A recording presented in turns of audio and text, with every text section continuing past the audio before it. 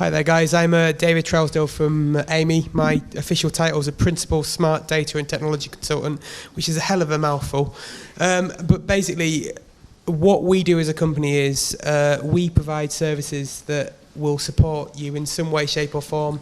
Roughly about 96% of the population use our services in some way, shape or form. So that can involve whether you came here on the DLR, because we manage that and run that. It involves us maintaining track, it involves us maintaining roads.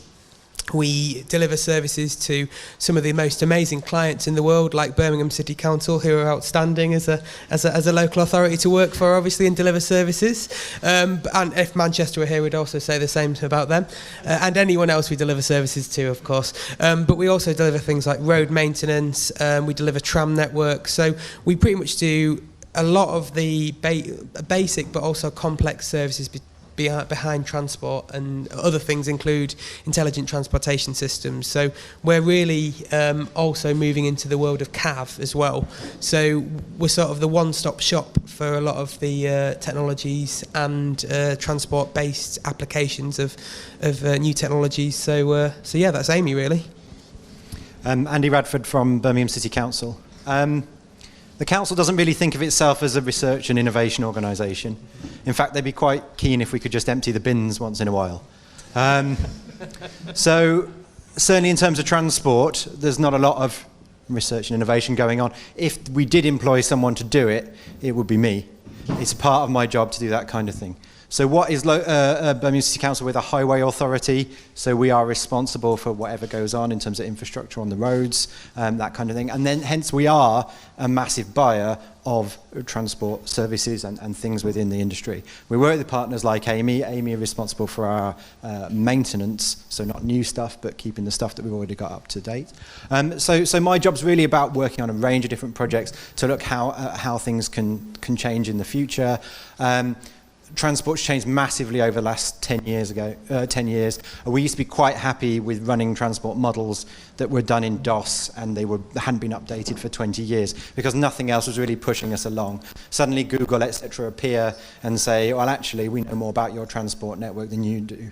And that's been a real challenge for us. So we're just starting in this sphere to try and change. I mean, I work for the largest local authority in Europe.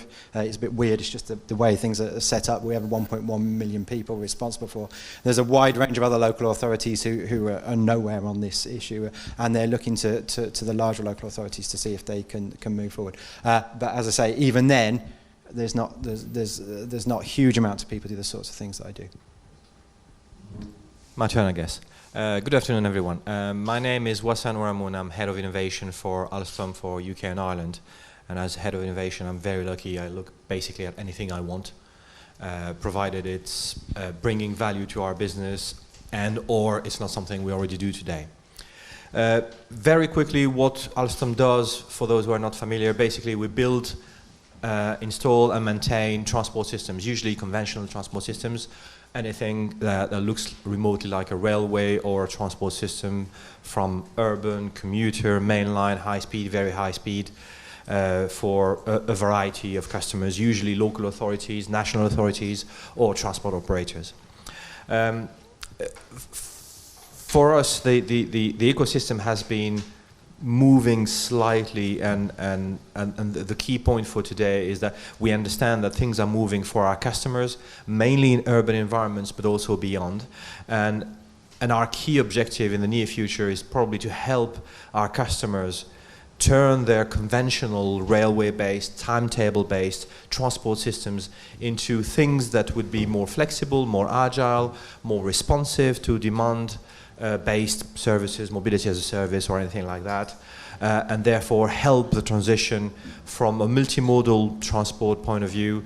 And I guess the key point is to help our customers deliver an end-to-end journey, seamless journey to their customers, the passengers and the people out there. Hi, good afternoon all. My name is Rikesh Shah. I'm the head of commercial innovation at Transport for London. Up until recently, I was responsible for open data and data partnerships, where we've created an ecosystem of about 13,000 developers using our data. So what was quite clear from there was we created a community. I was quite interested in how do we better procure from SMEs, and perhaps create an ecosystem or a community of suppliers. So I've been in the new post now for about 10 weeks. So part of today is also for me to understand and listen, to understand some of the challenges that SMEs and potentially corporates, that might be facing in terms of engaging with TfL. I think the big challenge for us is we have 31 million journeys on our network every day. Sadiq Khan, the Mayor of London, he's issued a great challenge. He wants 80% of Londoners to walk, cycle, or use public transport in the next 25 years, which for us is a significant, it's about a 5 million journey shift every day if we were to achieve that. So we've got some big challenges as an organisation and a city. Thank you very much. Really excited, just to remind people, the topic of our session is selling intelligent mobility to cities and OEMs. I think this is a really interesting topic. I've been involved in SMEs for getting on for 4 years, and I think actually moving beyond the pilot and into a steady state contract is one of the largest challenges in actually bringing the radical disruption into the market, which is one of the topics that I'm hoping we'll cover on this session. But I really want to start off with a more basic question, because I'm going to be working in intelligent mobility for 4 years, and I still don't know what it means. So I'd really like people's feelings and opinions of what does intelligent mobility mean for the end user? What are we trying to achieve? What does it look like? Rikesh, I'd like to start with you, because I know London Underground's done really interesting work in that area. Okay. So I think I'll start with lots of marketing terms in our industry, whether it's a smart city or Internet of Things or even open data. There's lots of technical jargon which could be marketing speak. So I've never had a meeting at TfL to say, let's have a discussion on intelligent mobility. So I think for me, you've got to start with the end user and the customer in mind. And what our customers want are three main things. One is they want an excellent journey, a reliable journey every time. They want value for money. And they also want us to be innovative and progressive. So examples such as contactless or open data, or some of the engineering achievements, is what our customers are asking for. And I think it's important that we understand technology is a massive enabler. And I think the role technology is playing now in terms of our organisation is significant. And what we're very conscious of is how can technology help us achieve the outcomes that we have for our customers in the short term, but also in the long term. So of course we're looking at areas such as demand responsive travel, the role of data analytics, machine learning, AI. We're looking at them, but what we're starting with is the problem statement initially. What outcomes do we want for our customers? Then how can technology help enable that?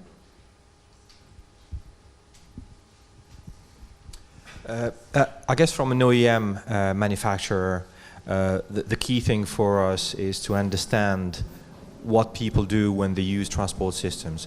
We don't have transactions with passengers because our clients do that. Therefore, if we manage to understand what they do, where they're coming from, where they're going to, then we have a chance of making, as I was saying earlier, the transport systems more flexible. And I will reflect on your comments, Rikesh. Technology is mostly an enabler.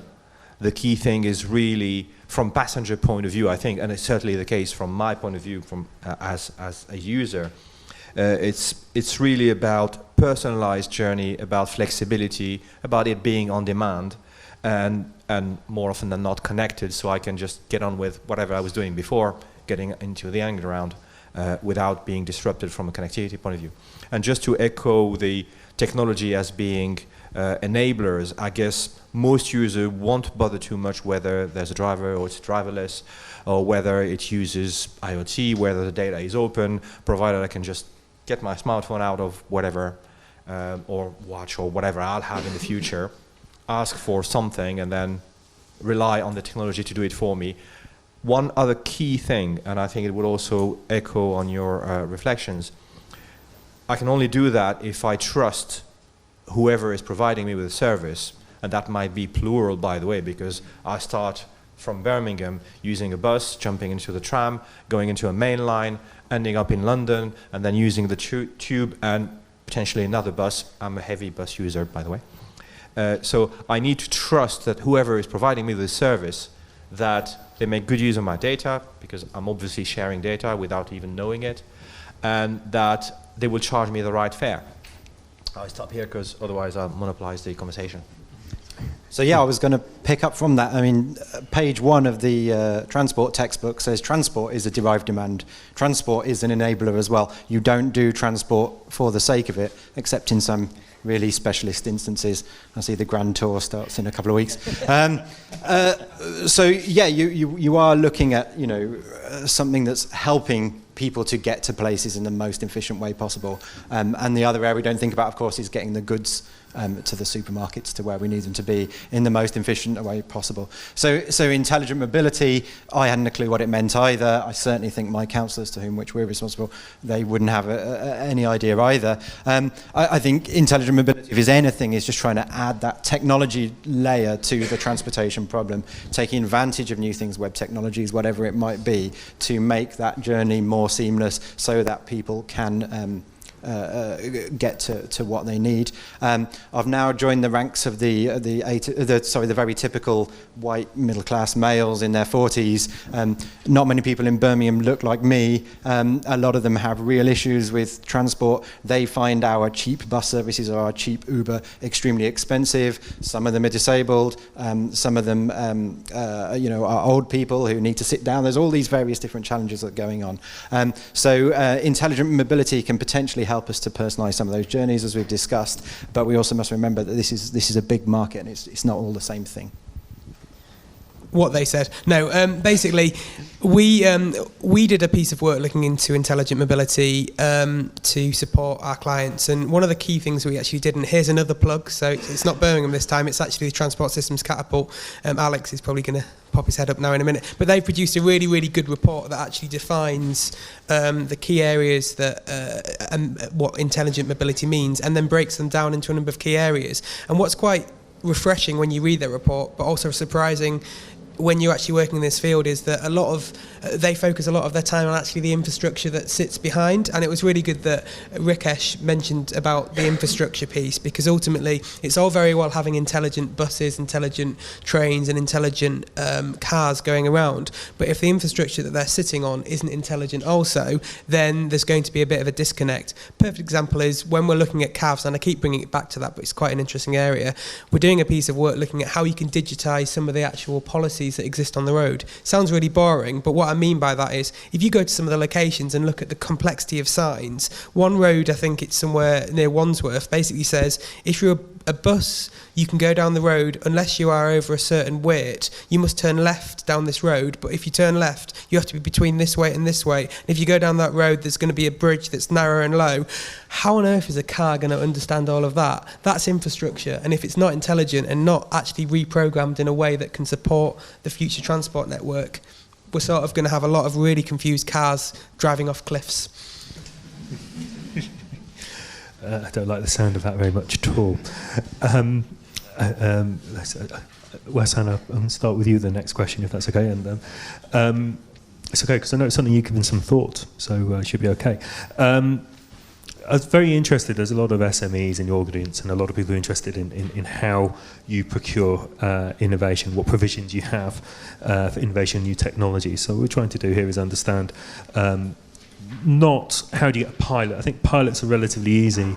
Just trying to unpick this is what do you currently do to make sure innovation gets into your supply chains? I'll answer probably a slightly different question, the one you started with. What are the provisions and how do we go about procuring innovation? Let's be honest, it's very slow and very difficult because we're very conservative. Not just us, I mean our entire rail industry is very conservative. So the key thing really we're doing, probably three dimensions. We do a lot of innovation in-house, or we think we do. Some of it is real and some of it is like, yeah, but that thing over there, not invented here, not interested, I'll reinvent the wheel, literally. We do reinvent the wheel quite often. So that's one basis. And then when we see that there are things happening out there, either with SMEs or with startups, in the digital world or in the more physical world as opposed to purely digital, we think that it could be good, but they don't understand railway, they don't understand our standards, safety standards, sorry, you don't understand safety standards? Yeah, okay, well, it's difficult. Shall we talk again next year? Usually it stops there. For the most resilient ones, they come again the following year and then they start the conversation again. I'm conscious I'm not really responding to It's the very point. depressing. One of the key aspects of my role is actually to open up what I call my house, basically a tier 1 OEM, to more collaboration, to thinking differently about the fact that innovation can happen everywhere. One of the unconscious biases we have is that we have the best engineers in the world. Yes, we do. We have all the best ideas in the world. Yeah. And we can do everything on our own. Whoa. No. It doesn't work like that, and let alone funding. So we started realizing that we can actually collaborate with others, including SMEs. We've shown some progress, but it's very limited. And by collaborating with SMEs, we actually unlock a lot of potential, including, let's be pragmatic, a lot of public funding that's available for open R&D, open collaboration, and such like. So the short answer is we're doing all we can, but it's very slow. Thank you. And be patient with us. What we're doing, and again, I'm going to try and start with a negative and move towards a positive. And we're sort of providing services directly to Birmingham and TfL. And the challenge that we have is both of the contracts with Birmingham and TfL are quite long contracts. And the challenge with that is what's built into the contract is determined by KPIs and certain measures that are very difficult to actually move away in terms of innovating around them. So for us, what we're trying to do is working with SMEs and almost building up a booklet of SMEs that we're interested in their technology, so that we can actually build their technology into the start of a new contract, because it's really hard to build it into an existing contract. I mean, Birmingham's, we've got another 20 years working with you guys, and we're working with you and innovating in certain areas, but I'm sure Andy will say we're probably not doing enough, and we will probably also say we could do more. So, it's a bit of this creative, challenging environment where we're both pushing one another and then not doing very much. But we are. Don't worry. But the challenging thing is it's that trying to get SMEs into that environment, which is a contract where it's already in its life cycle and it's moved beyond, trying to move them in there is really, really hard. But as I say, if we can work with SMEs at the start of a contract and actually build them into it, and we've had conversations, Marcus, around potential work where we could feed you into some of our bids for rail contracts, and that's an example of doing that. But we can only do that if we know what SMEs are offering us, and also then align them with the contracts, and that can take time. So I'm presuming your sentence was sort of, well, I wish Amey were doing more. There's an extent of that. I mean, I think what you're talking about is achieving change in the public sector. If we're supposed to take on new innovative contract practices and what have you, that's something really difficult to achieve, and a lot greater men than I have fallen, trying. So, it is difficult. We have a lot of process. We have a lot of things in there. You kind of glibly moved over the pilot issue. But realistically, if you look at what the public sector do, we use a lot of the same people that we've already used before. So we're not going to give you a massive great contract when we've never heard of you. However, if you've done the pilot work with us, if you've dealt with us face to face, if there's something interesting that you're doing, yeah, sure, there might be something down the line, but it is really difficult. I'm working with people like Amey, and I'm saying to them, look, it'd be nice if you could offer me some innovation as the cherry on the top, and not just say, oh, it's the Derby office can do this, but maybe actually find some different people and show me something different, because it's great for both of us, because we can say, actually, we've done something different and new here, and I can tell my councillors and the DFT all about it. You can tell your shareholders and your bosses all about it. So it makes sense to do it, even if it's not written into the contract. But we need to be real. It's hard to get to that point where you can achieve that level of trust in in a company and say, well, actually, we're going to procure something more innovative and more different for the long term. But yeah, I mean, deal with this face to face. Stop sending me emails, and come. The people here are the right people. Come and talk to us about what you've got, and we'll see what we can fit in. You're all innovators, I am too. We can usually find a way of working with companies if they've got something good. If we're saying, procurement's the issue, that probably means there's an issue with you, or you're talking to the wrong person in the local authority. Yeah, I think building on those points, I think it's also, for me, it's a bit beyond procurement. So it's not simply a buyer-seller piece. So the value exchange can be something different. And I think what we've learned by exchanging on data is it's created 600 apps out there that's created businesses and created value.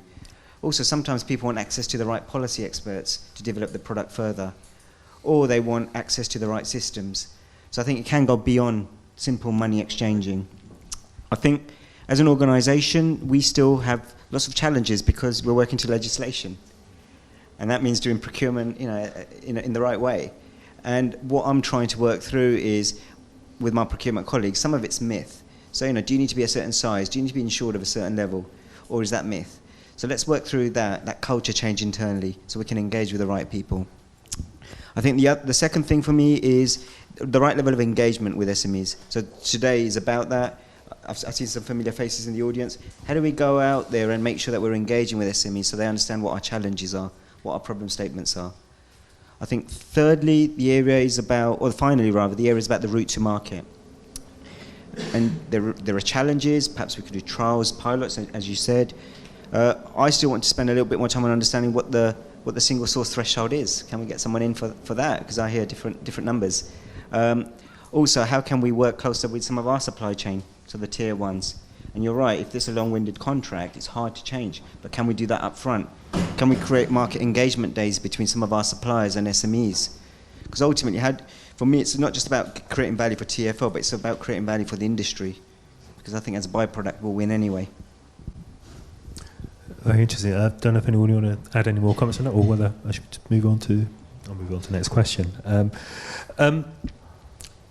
It's a really interesting thing because you guys are all in a position of relative power in terms of deciding illusion of power. Very much relative. What kind of technologies appeal? What kind of things are catching your eye at the moment? Thinking, I can really see where that fits in, or my organisation's really got this opportunity in this space that we're looking to fill.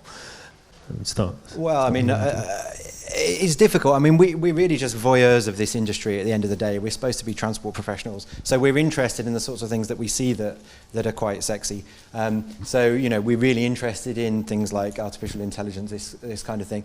Breaking up how transport models currently work and the ridiculous rules on web tag and stuff, and doing that in a different way is really interesting to us. We know we can't change on our own, but I'd love to work with a company that can say, we've got a different idea of how to do this that's not based on a traditional transport four-stage model. So we're really interested in that kind of stuff, but not necessarily because we've done a technology audit and said, that's the one we're interested in. But it's all the stuff. But better quality sensing, better quality comms. How can we sort out our databases? There's just 1,000,001 different challenges about how we could change and move into the future, really. I'll let someone else speak. I think for us, we've got a number of focus areas for 2018 that we've built on in 2017, and they focus around things like 3D spatial analytics, so looking at how we can use CCTV footage, whether it's coming from ANPR cameras or other vehicles that we have on our network, to actually analyse things like assets.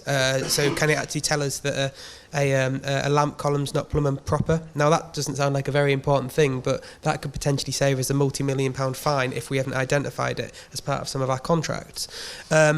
And things like identifying different types of vehicles, because every time you run an ANPR camera and it detects a number plate, that has I think it could be a penny to a 5-penny charge on it. That starts to add up if you've got multiple vehicles going into a major city like Birmingham. And if we can actually use tech to actually understand the size of the vehicle, what type of vehicle it is, and actually then cross-reference it to a database that then tells you what the vehicle's Euro size engine is, you can then start doing a lot of air quality work without the need for ANPR, which is massively cheaper. So for us, that's a big area. And as Andy said, around looking at sensors and what is the tipping point for sensors to actually make them cheap enough to actually deploy on such a level that we can give us a granular view of certain things, whether it is air quality, whether it is road quality, whether it is the amount of grit that we have to put on the roads in terms of road temperature, and then combining that with sort of more macro level sensing, so things like satellite data. If we can get that CCTV and sort of sensing and macro data angle sorted, I think we'll be able to provide better services and hopefully make our clients happier. Yeah, if I may, we have two examples. I have two examples that I think would fit with today's subject. One of them, as I said earlier, when trying to make multimodal connectivity work in a more flexible way, we're very interested in anything to do with understanding the behaviors of individuals and passengers, and then being able to communicate back to them through the usual channels of the transport operators or the local authorities. And if you allow me a little page of advertisement, not for me, but for Zip About over there. So if you can raise your hand, Alex. If you don't know what they do, ask them. I wouldn't do it justice. But basically, we're working together in basically joining up the techie engineering-based things we do with what they do, which is more related to understanding individuals, as I said.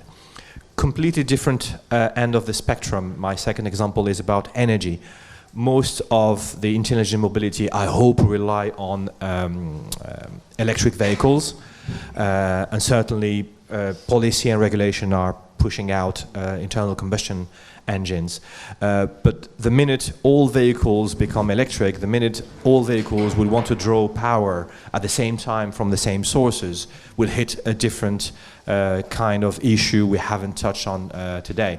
So here again, all technologies, all research, all new ideas that will help us reduce the peaks, spread the load, or reuse any stored energy anywhere when there is a peak demand, we're definitely interested in. Yeah, and I think I'll go back to the point on outcomes. So there's probably three types of outcomes that we want from an innovation point of view. One is, how can we save some money as an organisation? We've got incredible amounts of financial pressures. I think the second one is, there's some engineering challenges that we have as an organisation. How can SMEs support with that? And I think the third one is probably more the holistic ones that we've spoken about. So some of the things that the previous group spoke about, new business models are emerging. What impact will that have on cities like London or Birmingham? How can we engage early to make sure that we can work together? Because the worst position we want to be in is a new business model comes in and it's launched, and then it's moved into defensive mechanisms. If we can engage together early, we can find that right sweet spot. I certainly agree with the energy point. We're currently looking at energy. TfL is one of the largest energy consumers in the UK. We also create some energy, through the heat underground. Again, how can we find some solutions that creates value and perhaps new energy sources that could be redistributed? Air quality, as you touched on, is a big issue for most major cities, particularly around knowing what the level of air quality is in real time, but also what you want people to do. And I think the final point I'll make is, whatever's happening in London or Birmingham or the other UK cities, you can rest assured exactly the same is happening in other cities across the world. So if you're developing proof of concepts, pilots, you could sell that in other countries too. It doesn't just have to be in the UK. Thank you. I think I'm going to carry on with that theme, because I think you also mentioned pilots earlier, and I glibly passed over it. But I did want to come back to it, after getting this overall scene. Following off that, how do you go about pilots, and when you're setting up the pilots, how do you look at what the route afterwards is, particularly given the business model question that you're raising? Because a lot of times it's that glide path. How do you get the confidence to understand where the thing is going to land and how you're going to land it there? Because without that, we're not going to get these radical innovations that I think we're all aspiring towards. Yeah, I think so. If you don't mind, because you're talking about exactly the right thing. So I think, and this is where I put my hands up, I don't think TFO engages strongly enough with the SME community. You know, we really need to go out there and indicate what our challenges are. I also think we need to go out at pre-procurement stage. So if we're planning a procurement next year, let's engage early with the market to say, this might be coming up. What ideas do you have? And I think in terms of the new future models, that's where I think perhaps the SME should be engaging with us slightly earlier. To say, we've got this idea, what do you think? And I think what I would certainly recommend, it is a long read, but there is the Mayor's Transport Strategy, which goes into real detail, real granular detail about some of the things we want to achieve. And if anyone wants further information on that, I'm happy to catch up, or someone from the team can, if you've got a business model. I'd definitely pick up on the point about challenges. I think London have actually done quite a good job. Those of us outside of London, we really struggle to articulate our challenges in a way that an SME or potentially others could really understand. You ask me what my challenges are, I go back to our transport strategy and I say, well, they're congestion and their air quality and they make public transport a bit better. But that's not something that you're building a business on. So a lot of the work we're starting to do is to try and get beneath that and trying to understand it a little bit better. We've got some better ideas about data and what we want to do with it at the moment. But that's certainly, again, a discussion that we need to be having with the sector, because we can't come up with the innovative idea ourselves and say to you, well, you go and build it. But we are struggling. We've got an incubator that's been set up in Birmingham to do with intelligent mobility, and it's supposed to be all challenge-based. 6 challenges were set. Not one of the companies that's in there is working on one of those challenges. They're working on the 7th or anything else challenge that we set just to cover ourselves. So we really struggled. We had sessions, we all sat there and talked about it, but it is difficult to get beneath us. So it's an area that people can help, that Amey can help in terms of working out what these things are. I can probably build on that. Last year I ran a challenge for Alstom to work with SMEs. We put a little pot of money on the table and calling for SMEs, UK SMEs, to come forward with technology, ideas, and basically answering some vaguely defined challenges. So that was quite successful. We were happy with the results. We picked a winner. We worked with them. And then somebody from Innovate UK told me, that's great what you're doing, but out of whatever 28 applicants, you have 1 winner and 27 losers. Oh. You're killing me. Okay, so I said, okay, now let's try and have more winners and define a little bit more accurately our challenges. Echoing your point, Andy, we actually couldn't. We actually couldn't articulate our internal challenges in terms that SMEs could work with. We can say, oh yeah, I have this little tiny challenge here, technology-based, in my routine work. Okay, but it's not what I'm interested in. I'm interested in something more radical or more innovative. And basically I told our guys, what if you had a magic wand? What is it you want the magic wand to do? And the answer was, exactly, don't know. So we're working right now to change our mindset and we introduced a number of events. I won't elaborate too much on that, but basically to change our mindset and help us, basically educate us how to think differently and how can we actually allow SMEs to interact with us. Currently, as I said, and rightly qualified by Marcus as a bit depressing, we don't know how to do it. So we're very busy trying to understand how we can do that. So the SME I am working with, Teresa from Def 153 is at the back there. She's actually working with us on translating some of our challenges so that other SMEs can better understand it. And it's quite a long-term relationship we've had. It's not just one meeting, but it's actually getting her to understand all the detailed business of the council and then translate that into sort of a more tech-savvy way of understanding what we're doing. So that's kind of what we're piloting at the moment as a sort of a different approach to us just writing solve congestion on a sheet of paper. I think the key to a pilot is and transitioning that into something that is actually an ongoing service that's delivered is, and I think we all know about how we can do it. It's all about business cases at the end of the day, because if you think of what a business case is all about, it's about a business justification for an idea. That idea could be something that's tried and tested or new. And once you start working through the process of a business case, and it doesn't have to be a 25-pager, it could just be something as simple as a 3-pager which sets out some basic structures around why do you want to do it, what's the benefit, what will it do, and how much is it going to cost. If you actually look at that structure, you actually then start to pull out some of the issues in terms of providing structure to a challenge, and actually then provide structure to the pilot itself.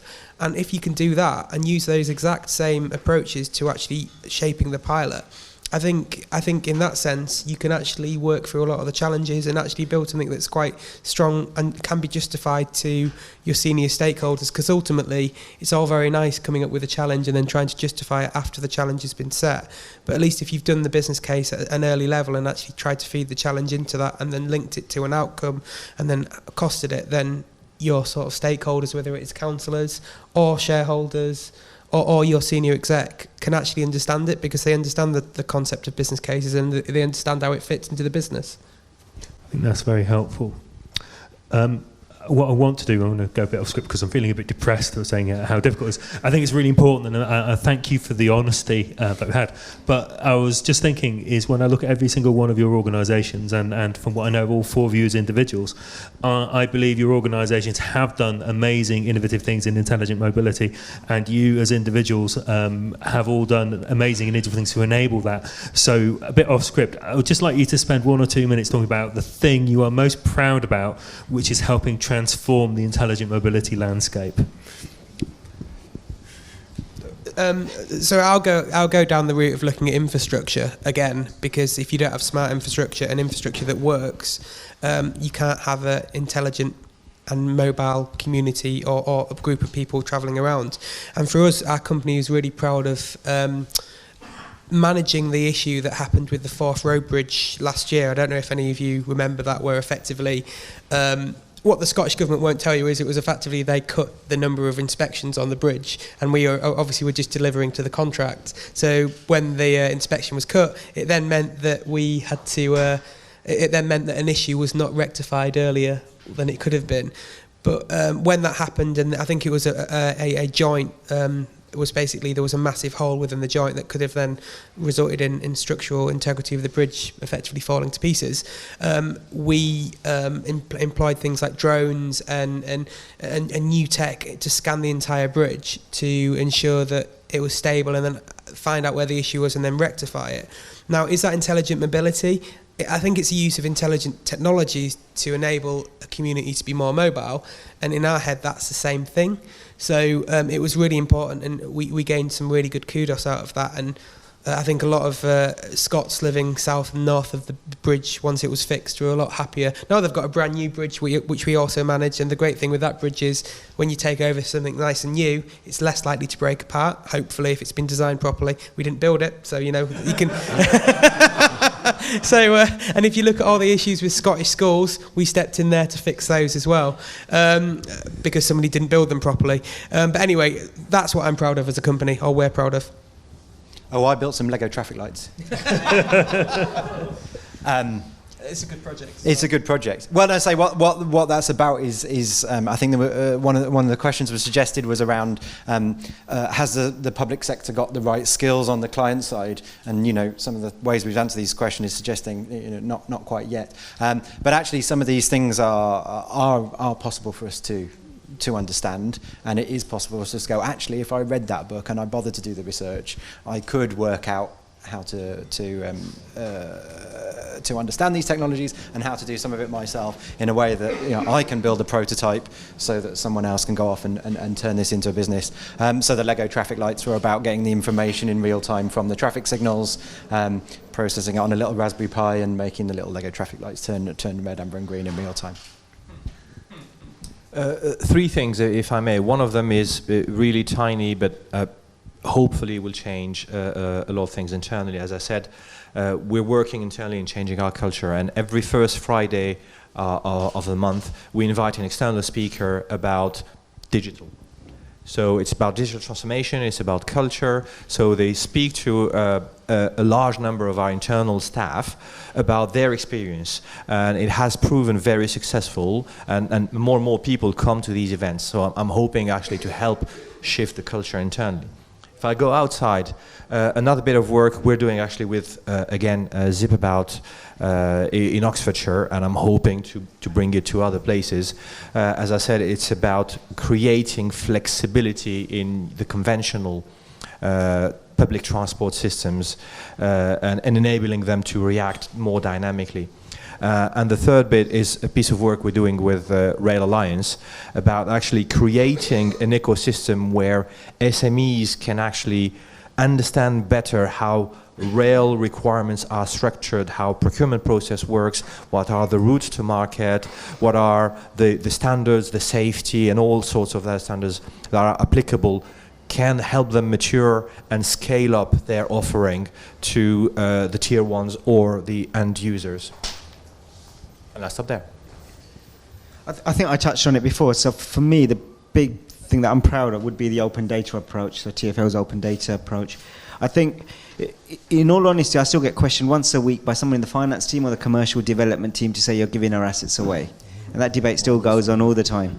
And that's taken us probably 10 years to finally get to a position where we say, actually, we've released the data now, unless there's a commercial, technical, or legal reason why we shouldn't. And there's still lots of data sets that I want to release. And I think the reason why that's enabled is, and I go back to your point, it's about culture and leadership. And I'd love to be back here in a year's time or 2 years' time to say, actually, more SMEs can do business now with TfL. And I think you need to drive that, and it starts with some small ideas, sow the seed, get some change agents or champions within the organisation at a leadership level, and start demonstrating the value. And if for TfL at the moment, if we can buy things cheaper and add value to London, that resonates really well. Thank you. We've just got a couple of minutes left before the break. So in less than sort of 30 seconds to 45 seconds each, if you could give one piece of advice to either innovators, investors or entrepreneurs in the room, what would it be? If you're going to try and sell me something, do the research into my company and actually work out what we actually do before you come and try and sell me something. Get that and deal with me face to face, come and talk to me, have a proper chat. Don't forget, just because you're an intelligent mobility business, don't forget the old fashioned ways of working that work, and we deal with people, we don't deal with Twitter handles. Be resilient. Yeah, I agree with all of that, and patience is definitely one. Yeah. If I don't come back to you in a week, I've not ignored you, we will come back to you. Okay, thank you. That was super mega quick, so I've actually got a little bit more time, which is leaving me in a quandary. So I do have time for one or two super quick questions from the audience, if anyone has anything they would like to put forward in trying to ambush the audience here. No. Oh gosh, I'll go with Neil first, because I'm... Yeah.